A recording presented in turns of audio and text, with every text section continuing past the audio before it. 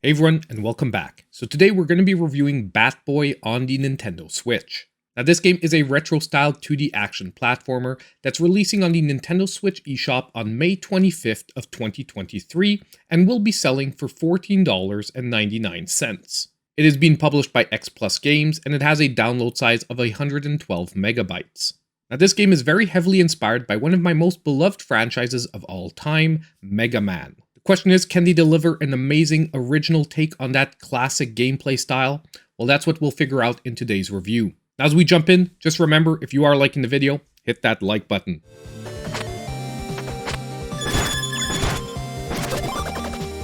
Now, you're introduced to the basic setup of the game here through a pretty lengthy introductory cutscene, where you find out that you are playing as Bat Boy, who uses his special sports powers along with his closest friends to fight evil as superheroes.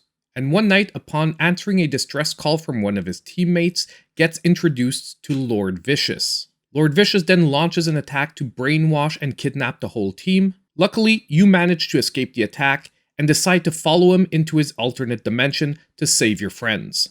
Now, storyline-wise, there isn't very much development after that. Rather, just introductory cutscenes with all the bosses, where you're basically trying to convince your friends to break the brainwashing curse.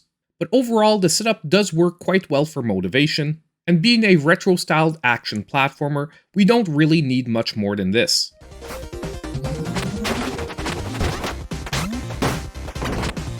Now if we jump into the gameplay and controls. Now if you've ever played a classic Mega Man game, you'll know just what to expect from the general setup here. You have to make your way through 12 differently themed levels, really each mimicking a characteristic of the boss you'll be fighting. And as you defeat each and every level, you'll be unlocking new abilities to help you confront the future ones. Where things do differ, however, is that rather than a jump shoot mechanic, you're rather fighting them in melee range with a baseball bat. You will eventually obtain certain ranged abilities, however, it will always remain a close-ranged affair for most of the gameplay. You also have the very original ability of being able to bat projectile attacks back at your enemies. Also, contrary to a Mega Man game, you don't have all the levels available from the get-go. They're rather unlocked in sets of 2 or 3 as you finish the previous set, with definitely the later levels being quite more challenging. And it also does help tailor those later levels to some of the acquired abilities from the previous levels. Now at this point, I do want to mention I can only use footage from the first 3 levels of the game due to embargo reasons. However, my review will definitely be based off of the totality of the game. So although at first you'll be able to do little more than jump and strike, as you get further in the game, you'll be able to do things like launch your bat and jump on it, protect yourself in a defensive bubble, and even wall jump. Now some of these abilities you'll be able to use as much as you want, others will come at the expense of ability points. And at the beginning of the game, both for your hit points and ability points, things will be very tight. You'll only have 3 apiece. Unlocking more will be done at special shop locations, at the cost of hidden herbs that you can find throughout the different levels. There are also gems that you'll be collecting throughout the levels that can be exchanged at these shops for a limited number of herbs. And trust me, to finish this game, you'll definitely need to upgrade both those ability points and health points. What does ease the challenge, however, is that there are quite a few checkpoints and lives are theoretically unlimited. So as long as you're willing to try again, you're free to do so as much as you want. And definitely, if you're having any troubles with the different levels, I really do think the one checkpoint at a time approach is a great way to go about it. Now control-wise, this game's controls are very tight and responsive. Exactly what you want from this type of action platformer. The movement system is also very fluid and satisfying, really based upon timing your attack button at the exact moment you make contact with an enemy or an obstacle to bounce right off of it. What did disappoint me somewhat about the gameplay, however, is how uneven the different abilities are. Some you'll be using on a very regular basis, others you most likely will hardly ever touch.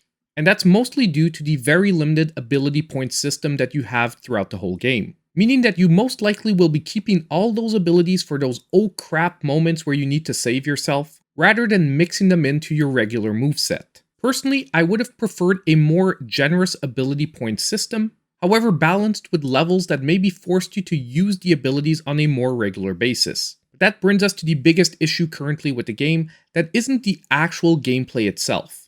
Unfortunately, there are some issues with the game at the moment. The game unfortunately did freeze up on me a couple of times during boss fights. And when I say freeze up, it means freeze up in a way that the only way out of it is to close down the game completely and start it back up. Now, although you won't lose your overall progression, you will lose the progression in whatever level you're currently playing. Now, I do want to mention, this isn't overly frequent. During my whole playthrough of the game, it happened to me maybe 3 or 4 times. And although it definitely wasn't game-breaking, and I jumped right back in and went back through the levels and beat that boss, it still might cause a good deal of frustration, especially if it happens to someone on a level where you're having a lot of difficulty. And although it didn't happen to me, I did hear from someone that the game crashed on them at the ending. I do want to mention that I did contact the developer and they are currently working on a patch. The only thing is, I don't know if it will be delivered by launch day. And these current bugs really are too bad, because before I started experiencing them, I was having an immense amount of fun with this game. And although I still did end up enjoying it a lot, it did unfortunately tarnish it somewhat.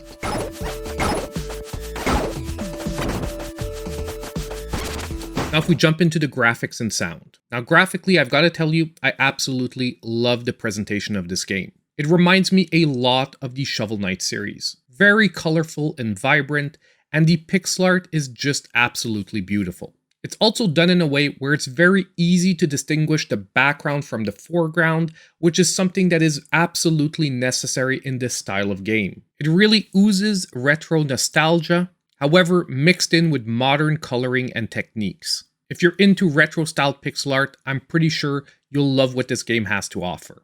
And on the sound side, it's no different. It has an extremely enticing chiptune soundtrack, and good enough that I'd be willing to invest in purchasing a separate soundtrack. Just as for the visuals, if you're into retro sounding soundtracks, this one is just a great offering.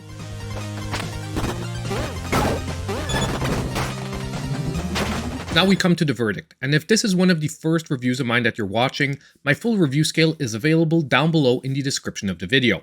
And in the case of Bat Boy on the Nintendo Switch, I'm going to be giving this one a 7, putting it at the low end of a good game. Now scoring this one was actually really hard, and this score takes into account the bugs that I mentioned earlier.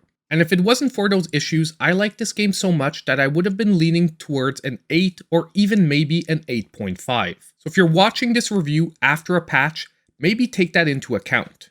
If you're into Mega Man styled retro action platformers, then this game here is planting the seeds to what could be a great new franchise. It really just is too bad that those bugs are currently present, and I would have really liked them to be cleaned up for launch. So now I want to hear from all of you. Are you going to be picking up Bat Boy? Are you maybe going to be waiting for a patch? Let me know in the comments down below. And don't forget, on the way out, if you did like the review, hit that like button. Subscribe to the channel if you aren't already, and click on that notification bell so you know when all my future content comes out.